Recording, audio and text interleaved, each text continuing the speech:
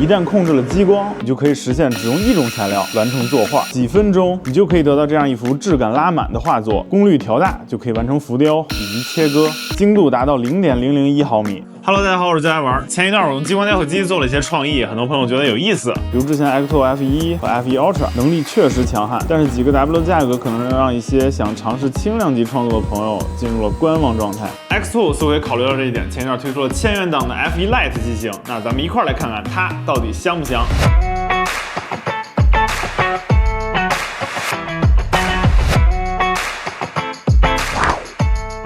F1 Lite 使用了工业级镇静系统，雕刻速度4000毫米每秒。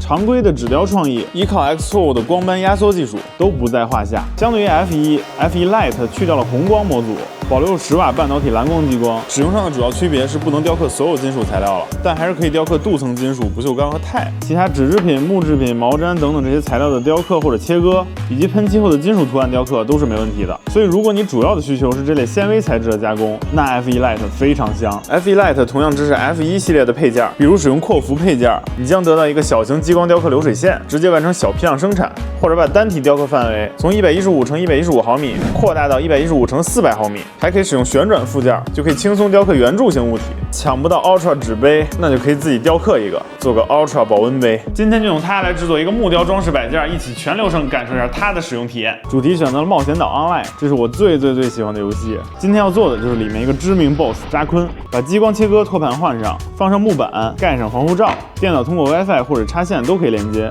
通过旋转旋钮使蓝红点重合，或者输入材料厚度完成自动对焦。激光雕刻听起来很炫酷，操作起来其实很简单。把图片放到官方 XCS 软件里，点一下材料，已经预设了参数，可以直接用。点击左边框来看看雕刻的范围，没问题就点击开始，机器上点一下确认的按键，等待成品就好了。雕刻过程会产生烟尘，也会通过自带的排气管排出。把排气管合理放置的话，机器旁边一点味道都没有。OK， 这样重复几次雕刻加切割，扎昆的全部零件就做好了。这样你就能得到一个木质立体装饰画摆件。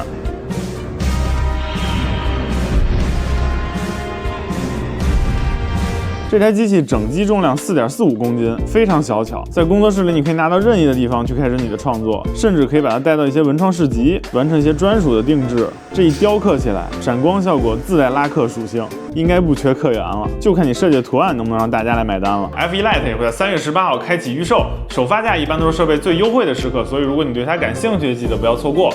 另外，如果你对它还有什么疑问或者有相关的脑洞，也欢迎留在评论区讨论。也希望大家能够点赞、关注、支持一下。咱们下期见。